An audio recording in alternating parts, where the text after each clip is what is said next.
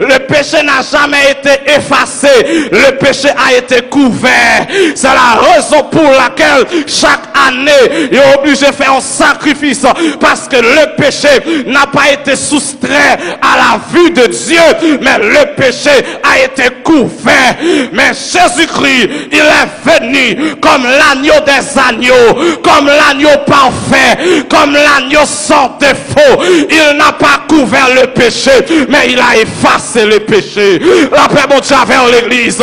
Il n'a pas, amen, couvert le péché, mais il a supprimé le péché. Il a soustrait le péché à la vie de Dieu. Et c'est ça que fait à soya. Péché ne te fait pas qu'à condamner, parce que un homme qui te prend à la croix. La paix mon Dieu envers l'église là. Papa l'aime des péchés me te fait ailleurs. Papa l'aime des péchés me te fait l'aime dans le monde. Car Jésus qui te dit en juger péché ça à la croix. C'est le jugement de la croix.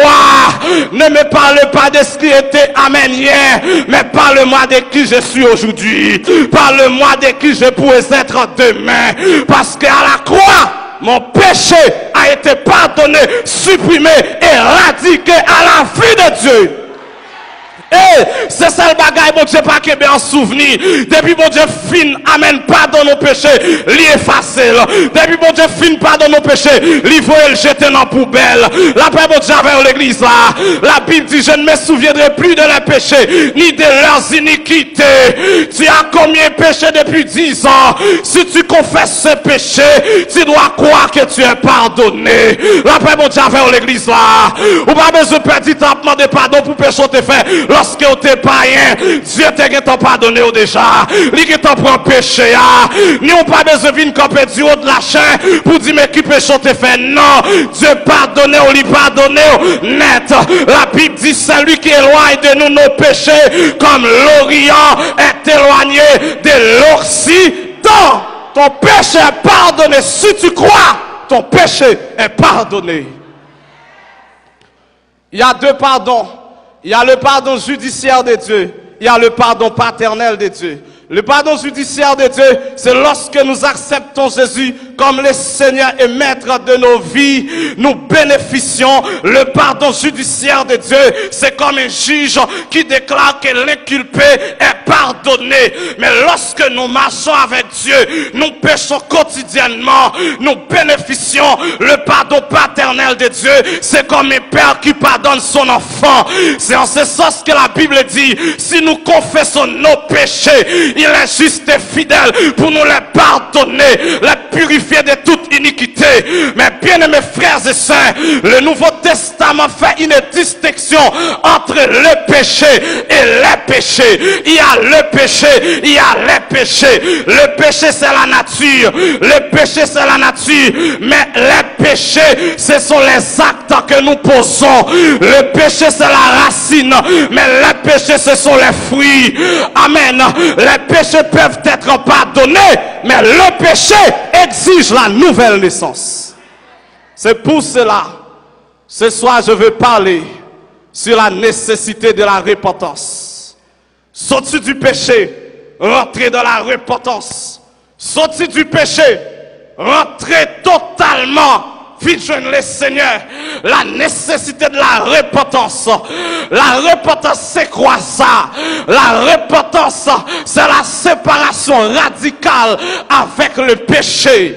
La repentance de l'hébreu nakam, du grec métanoïa, qui signifie changer de vie, qui signifie ça amène se détourner du mal pour se tourner vers le bien, abandonner ce qui est mauvais pour s'attacher fortement au bien. C'est ça la repentance. Et bien aimés frères et sœurs, la repentance c'est le message principal de la Bible. Le premier message de la Bible, c'est un message de repentance. Et aujourd'hui, les prédicateurs doivent prêcher la repentance. Un prédicateur sérieux doit prêcher la repentance. La repentance vient avant la sanctification. La repentance vient avant la bénédiction. Parce que Dieu, avant de bénir, il sauve d'abord. Dieu ne va te bénir. Dieu ne va pas te bénir si tu n'es pas sauvé. Dieu, amen, sauve toujours avant de bénir. Dieu sauve toujours avant de te donner sa puissance. Dieu sauve toujours avant de communiquer son onction. Dieu sauve toujours avant, amen, de donner la prospérité. Moi, je ne suis pas contre la prospérité, mais je suis contre la prospérité qui est prêchée en dehors de la repentance. Je ne suis pas contre la bénédiction. Le Dieu que je sais, il est le Dieu de la bénédiction. Il a béni Abraham, il a béni Jacob, il a béni Job. Si je le sais fidèlement, il peut me bénir. Je crois dans la bénédiction de Dieu, mais je crois dans la repentance d'abord. La repentance est plus grande que la bénédiction. La repentance est plus grande que l'onction. La repentance est plus grande que la puissance de Dieu. Si vous voulez expérimenter la puissance de Dieu, la première chose à faire, c'est de vous repentir. Et la repentance, c'est le message fondamental de la Bible. La première parole que Dieu adresse à toute personne qui n'a pas en règle à lui, c'est toujours une parole de repentance. S'il y a un message que Satan déteste, c'est celui de la repentance. Parce que c'est ce message qui introduit les gens au royaume béni de Dieu. C'est ce message qui fait passer des gens des ténèbres à l'admirable lumière, la repentance. Les prophètes de l'Ancien Testament, ils ont prêché la repentance. Jean-Baptiste est venu dans le désert. Le message qu'il a donné, c'était un message de repentance. Le premier message que Jean-Baptiste a prêché, c'était un message de repentance. Il disait, repentez-vous, car le royaume des cieux est proche. Jésus-Christ est venu en tant que le plus grand prédicateur qui puisse être. Le premier message qu'il a donné, ce n'était pas un message de bénédiction. Ce n'était pas un message de prospérité, mais c'était un message de repentance.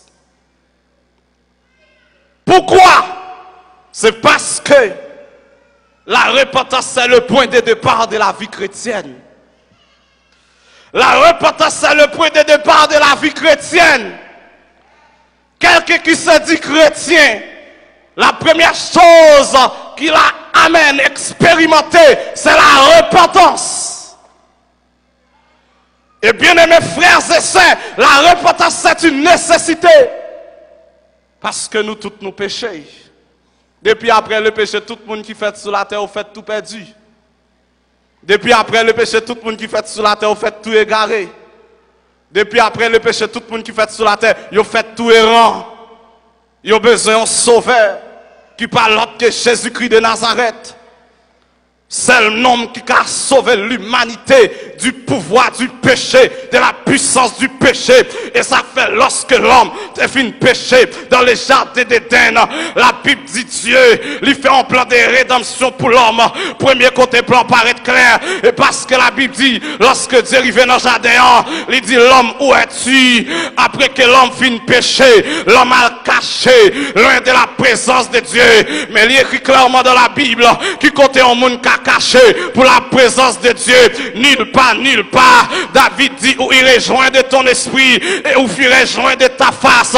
Si je monte au ciel, tu y es. Si je me couche dans le séjour des morts, tu vois là. Si je prends les ailes de l'aurore et que j'aille, amen, à l'extrémité de la mer, là aussi ta main me conduira et ta droite me saisira. Mais la Bible dit comme ça, Dieu dans son amour, il a tracé un plan pour l'homme. Lorsque Satan le diable, il finit perdu bataille dans le ciel. Il pensait que la bataille perdue dans le ciel allait être gagnée sur terre. Mais quand bagaille Satan le diable t'a ignoré. Il t'a ignoré la grâce de Dieu. Il t'a ignoré l'amour de Dieu. La Bible dit là où le péché a abondé, la grâce de Dieu a surabondé. Et Dieu dit comme ça, mon pral bail diable en réponse. Mon pral bail démon en réponse. Et puis Dieu paraît dans le jardin. Il prononce sous ses pas. Amen. Dieu prophétisait. C'est la plus ancienne prophétie de la Bible. En Genèse chapitre 3, verset 15, Dieu dit à serpent, je mettrai une inimitié entre toi et la femme, entre ta postérité et sa postérité. Celle-ci t'écrasera la tête et tu lui blesseras les talons. Année passée, prophétie a été baillée dans le jardin d'Éden, mais elle pourra l'accomplir à Golgotha. La paix mon Dieu vers l'église là, l'accomplir à Golgotha. À Golgotha, Jésus-Christ crasait tête Satan le diable. À Golgotha, le dépouillé. Amen, lui réduit le néant, lui désapprouvé. Oh, la Bible dit comme ça, dans Colossiens 2, 14, 15, il a effacé l'acte dont les ordonnances nous condamnaient et qui subsistait contre nous. Il a détruit en l'éclon à la croix. Il a dépouillé les dominations, les autorités et les a livrées publiquement en spectacle, en triomphant d'elle par la croix. Bien-aimés frères et sœurs, j'aimerais vous parler de Golgotha.